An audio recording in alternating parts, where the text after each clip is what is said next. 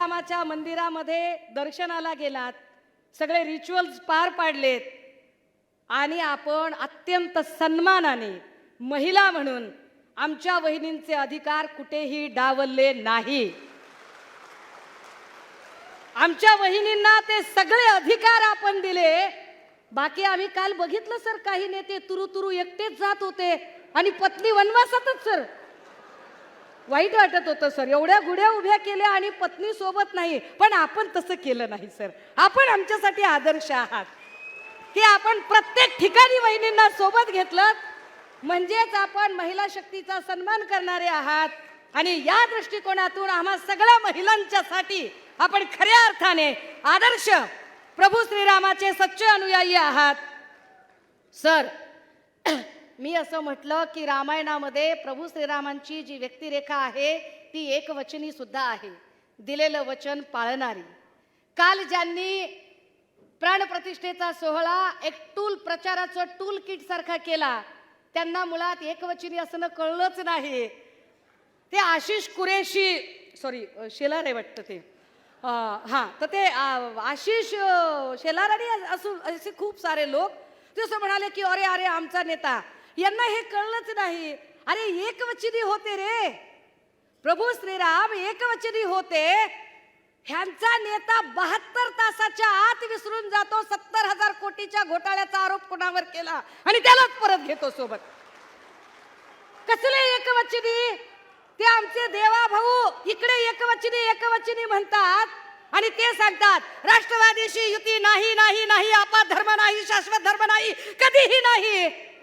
आणि पहाटे दुपारी 2-2दा लव्ह मॅरेज करतात, पळून जाऊ जाऊ लव्ह मॅरेज करतात. हे कसले लव्ह? म्हणजे एकवचनी असण्याची व्याख्या काय असावी यांची? सर आम्हाला ही गोष्ट आवर्जून यासाठी सांगावी लागते कारण काल प्रभू श्रीरामाचे टूल किट ज्यांनी केले त्यांना विसर पडला की तुम्ही श्रीराम आले आणले असं कितीही म्हणालात तरी तुम्ही रामराज्य आणू शकणार आहात का? रामराज्य आणणं जास्त गरजेचं आहे. आणि रामराज्याची संकल्पना महात्मा गांधींनी सांगितली होती, ती फार महत्वाची. ते असं म्हणतात की जेव्हा या देशातली स्त्री रात्री 12 वाजता सुद्धा अत्यंत निर्भयपणे रस्त्याने वावरू शकेल तेव्हा खऱ्या अर्थाने ते रामराज्य आलेले असेल. आमची अडचण अशी आहे सर, मोदीजींच्या काळामध्ये रात्रीच्या 12चं मला माहित नाही, पण दिवसा 12 सुद्धा आमची स्त्री निर्भयपणे रस्त्याने वावरू शकत नाही. हा आमचा प्रॉब्लेम आहे. आणि त्यामुळे महिलांच्या अडचणी किंवा महिलांचे प्रश्न मांडले पाहिजेत, त्याच्यावर बोललं पाहिजे. पण आपल्यालाच कसा महिला शक्तीचा फार पुळका वगैरे आहे असं सांगणारे लोक, ज्यांना याचा विसर पडतो की या देशाच्या प्रथम नागरिक राष्ट्रपती असणाऱ्या महामहिम द्रौपदी मुर्मूजी, ज्यांना ना संसदेच्या उद्घाटनाच्या वेळेला ते निमंत्रण देतात आणि सन्मानाने बोलावतात, ना कालच्या कार्यक्रमामध्ये. म्हणजे महिलांचा सन्मान कसा पायदळी तुडवला जातो, सतत सतत महिलांचा अपमान केला जातो.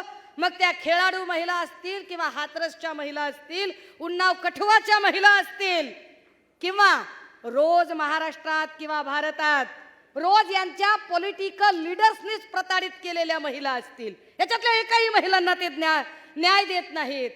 तरीही त्यांनी असं सांगितलं की ते काहीतरी महिला आरक्षणाचं बिल, गाजर दाखवतात आम्हाला. साधं साधं साधं गणित आहे. भारतामध्ये जी काही खासदारांची 543 खासदारांची संख्या आली, 1971च्या जनगणनेनुसार 543 खासदार इथे आले. 1971ला आपली लोकसंख्या 65 ते 70 कोटी होती. 65 कोटी लोकसंख्येच्या आधारावर जर 543 खासदार असतील तर आज घडीला 2030 मध्ये आपली लोकसंख्या 130 कोटी आहे. जर 65 कोटीला 543 तर 130 कोटीला किमान 1000 प्लस खासदार असले पाहिजे. आणि किमान 1000 प्लस खासदार होण्यासाठी आधी या देशाचा सेन्सस झाला पाहिजे. तो सेन्सस होताना जातनिहाय जनगणना होणे अधिक महत्त्वाचे आहे, जेणेकरून कुणावरही अन्याय होणार नाही, ना ओबीसीवर होईल ना मराठ्यांवर होईल. ती जातनिहाय जनगणना झाल्याशिवाय महिलांचा आरक्षणाचा टक्का नेमका किती आहे ते कळणार नाही आणि या सगळ्या प्रोसेसला किमान 2034 उजडेल. म्हणजे 2034 ला जी गोष्ट आम्हाला मिळणार आहे त्याच्यासाठी मोदीजी आणि त्यांचे सगळे बालिश व्हॉट्सअप युनिव्हर्सिटीतनं तयार झालेले अर्धवट विद्वान भक्त हे आम्हाला आता सांगतात की अहो आरक्षण आरक्षण, जे आम्हाला आता मिळणारच नाहीये. मी अजून एक महत्वाची गोष्ट स्पष्ट केली पाहिजे, जे आपल्या सगळ्यांना माहिती आहे. या भारतामध्ये 2 मोठी महाकाव्य झाली, एक रामायण आणि एक महाभारत. रामायणाने आणि महाभारताने 2 वेगळ्या गोष्टी आम्हाला शिकवल्या. रामायणाने असं शिकवलं की हरिण कधीच सोन्याचं नसतं, मृगजळाच्या मागे धावू नये. आम्हाला जे काही भाजपकडून मृगजळाच्या मागे धावायला सांगितलं जाते त्याला काहीच अर्थ नाहीये, कारण त्याच्यात वस्तू त्याच्या बाजूने बहुमत असत्याच्या बाजूने जर असेल तर सुडाचं राजकारण सुरू होतं. महाभारतामध्ये कौरवांचं बहुमत होतं, सत्ता असत्याच्या बाजूने होती, पण सत्ता असत्याच्या बाजूने जोपर्यंत होती आणि शकुनी सारखे पाताळयंत्री लोक कूटनीतीनं षडयंत्र करत फासे टाकत होते तोपर्यंत कौरवांचा विजय होत होता. राहुल नार्वेकरांच्या सारखे पाताळयंत्री लोक जोपर्यंत कपटनीतीने फासे टाकतात तोपर्यंत कदाचित कौरव पक्षामध्ये सामील झालेली गद्दार गँग असेल किंवा सगळे भ्रष्टाचारी असतील, त्यांना असं वाटतंय की फासे आपल्या बाजूने पडतील. पण महाभारतामध्ये प्रत्यक्ष कुरुक्षेत्रावर जेव्हा युद्ध सुरू झाले तेव्हा अंतिम विजय संख्येने कमी असणाऱ्या पांडवांचा झाला. तो अंतिम विजय आमच्या बाजूने असणार आहे. पण त्याच वेळेला सुडाचं राजकारण करणाऱ्या या लोकांचा चेहरा सुद्धा उघडा पाडला पाहिजे.